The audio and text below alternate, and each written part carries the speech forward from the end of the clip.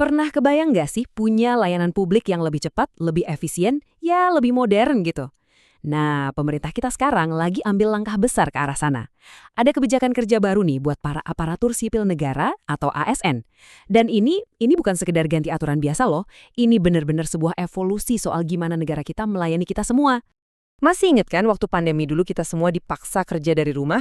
Ternyata ya, itu bukan cuma solusi darurat. Kebijakan baru ini justru belajar dari pengalaman itu dan menjadikannya sebagai standar baru. Jadi ini semacam visi gitu untuk pelayanan publik yang lebih fleksibel dan pastinya lebih efektif ke depannya. Dan yang paling penting, ya keputusan ini tuh nggak diambil asal-asalan, nggak pakai firasat, semuanya berdasarkan data. Kebijakan ini lahir dari riset mendalam tentang apa sih yang sebenarnya bikin kinerja pelayanan publik itu jadi lebih baik. Nah, ini dia nih temuan utamanya. Sebuah studi di tahun 2023 nunjukin hubungan yang jelas banget. Pas aparatur sipil negara kita kerja dari rumah alias WFH, kinerja mereka justru meningkat. Jadi ini bukan lagi asumsi atau kira-kira ya, tapi ini udah jadi fakta yang didukung sama data. Dan ini bukan cuma teori di atas kertas loh, buktinya langsung dari ASN kita sendiri, di Direktorat Jenderal Bea dan Cukai. Ada studi spesifik di sana yang mengkonfirmasi hal ini. Hasilnya, wah benar-benar positif. Coba deh lihat datanya. Angka-angka ini udah bicara sendiri kan? Hampir semua pegawai setuju. WFH itu benar-benar bikin kreativitas dan kualitas kerja jadi lebih bagus. Bayangin, 100% merasa lebih kreatif. Ini sinyal kuat yang nggak bisa kita abaikan begitu aja. Oke, jadi kita udah tahu nih, kebijakan ini bikin kinerja naik. Tapi manfaatnya nggak berhenti di situ aja.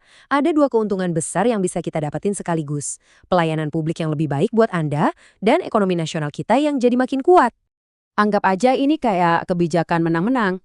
Di satu sisi, kinerja pemerintah jadi lebih baik dari dalam, yang artinya, ya layanan buat kita semua juga jadi lebih baik. Di sisi lain, kita sama-sama mengurangi pemakaian BBM. Ini penting banget buat melindungi ekonomi kita dari harga energi dunia yang sering naik turun. Dan targetnya ini nggak main-main.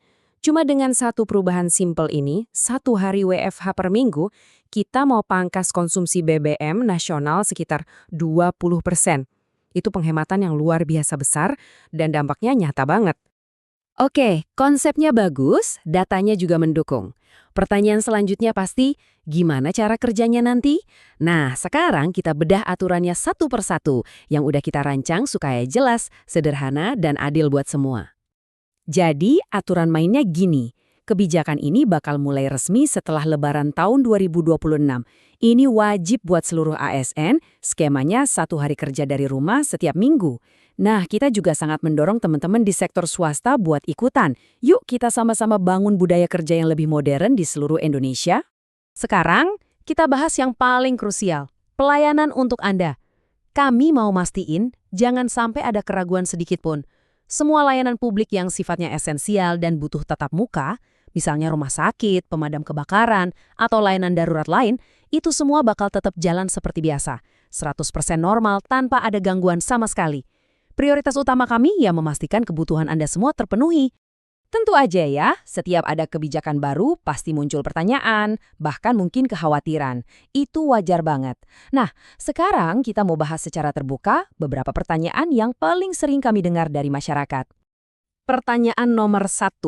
Pastinya ini, apa layanan publik yang saya butuhkan setiap hari bakal terganggu? Oke, mari kita jawab dengan tegas. Biar lebih yakin, saya kutip langsung ya dari Menteri Dalam Negeri Bapak Tito Karnavian. Beliau mengingatkan kita semua.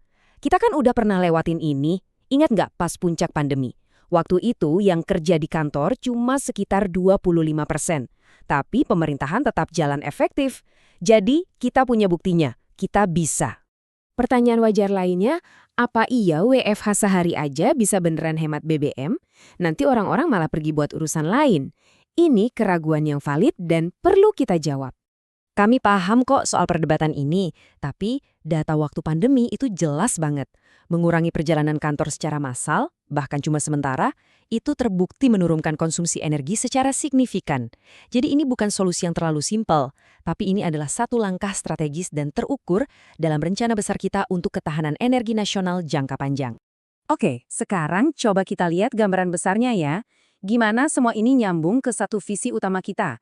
Sebuah visi untuk pemerintahan Indonesia yang jauh lebih modern, fleksibel, dan responsif. Jadi kebijakan WFH ini bukan tujuan akhirnya ya. Anggap aja ini sebagai langkah pondasi, langkah pertama. Dari sini kita mau bangun pemerintahan yang lebih lincah, lebih pintar pakai data, dan lebih bisa beradaptasi. Ujung-ujungnya cuma satu, memberikan pelayanan terbaik buat Anda, seluruh warga negara Indonesia. Jadi, saya mau tutup paparan ini dengan satu pertanyaan buat kita semua renungkan. Apakah ini langkah pertama menuju pemerintahan yang benar-benar lebih lincah, efisien, dan fokus pada kebutuhan warganya?